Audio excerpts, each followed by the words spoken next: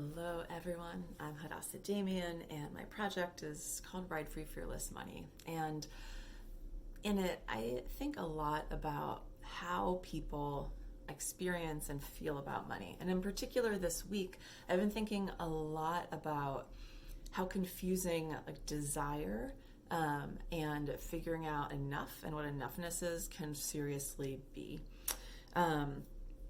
I've heard this a couple times this week in various conversations I've had with people I'm working with and presentations I'm giving. There's it's anxiety. There's anxious questions that people have that are like, how much savings am I supposed to have? How do I know what's enough for now, for retirement? How much money am I supposed to have and why? And how do I know that I've set it right, that my sense is where it should be? And what I honestly hear from people, there's just a lot of where on the scale between fear-based asceticism and manufactured consumer desire am I landing? And which one is right? And how do I know? Or where on the it's fine / everything's on fire / continuum to I've got to hoard barricade money around myself and not, be and only act like nothing's fine. Should I be? And it just causes a ton of anxiety for everyone, who's asking these questions. And I'll get to tactics in a second, but one thing I've been reflecting on this week is how brutal it is that so many people, including myself, are in this situation where we are even having to ask these questions, where we've been so divorced from being able to understand and just be okay with needing things because it's so difficult to get things you need, or it can be so difficult, or it can be difficult to know if your sense of what you need has been constructed versus it's something that you actually just need. Because if you don't have money, you can't get the things you need. And if you have money, maybe you haven't really analyzed whether you need these things or have just been buying shit. And for myself, as a class straddler, as someone who's gone from definitely not having enough money to buy the things I need to now I have enough money. If I need something, I buy it. If I want something, I can buy it. There's, I don't know where the North Star is in terms of necessarily saying what I need. I'm set on I'll be fine with a can of beans and a lean-to. Probably, actually, ideally, each of us should need a little more than that. We get to have more than that. And there's somewhere in the middle between, the bare minimum and having multiple yachts, that is enough. And each of us is going to have to figure out how to set that for ourselves. And it's really different. It's contextual. It's based on the people around you, just your perception of needs and enoughness. And that plays into the whole thing. But then there's also real things that make people need more than other people, like healthcare needs or needing to provide for family, across generations.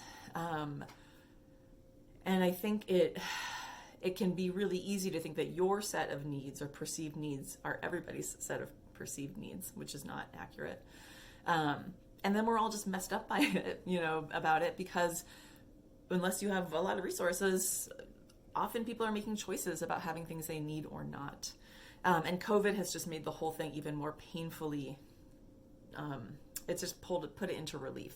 If you don't have what you need, COVID has just shown a light on that. And just, I think, made it even more complicated, in part because people who do have what they need in COVID times maybe aren't spending as much money. Savings rates went up to 33% about a year ago, and now they're still higher than they've ever been in the US. So there's also people who are I have more than I need right now, but how do I exactly know what I need? What do I do with this more? So two things to think about. Number one, it actually is extremely useful to try to figure out how much you spend in a month. What is your, just look back at last month. What did you spend?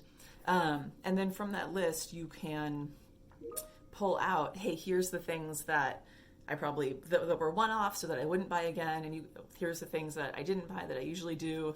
You can think into it and come up with like a estimated amount of money that you ideally would need each month. You can ask yourself, okay, how long might it take me to get a job if there was, I don't know, a global pandemic or a fallout? Might I get health insurance, might I get unemployment insurance to make the amount of money I need a little less? And you can add that up into literal months, right? The recommendation is 6 months. Some people are in fields where it's easier to get rehired. Some people are in fields where it's not. And you could also add on like how much is health insurance and premiums and what's my health insurance deductible. You can come up with a enoughness number that if you're like, if I literally had this much money, whether I do or don't, but if I did, this is my like enough barricade amount. And then after that, I can start trying to think about what else I might do with money. Or I can think about how I might try to figure out how to get that much money. Or I could think about if I have more than that, how am I going to share and redistribute? I think especially for people who have, who are on this other side of the money having spectrum. And that's an exercise that can just help you understand how you think about your own enoughness. It doesn't solve the problem of the fact that we're in a system where we're constantly being marketed to and constantly being told that even if we have enough, it's not enough. Although if you don't have enough, you certainly know that you don't have enough. And trying to perceive those differences can be difficult. So anyway, shout out to all my other class straddlers who've had both experiences, to everybody who's on any side of it, because it's hard right now. Until later.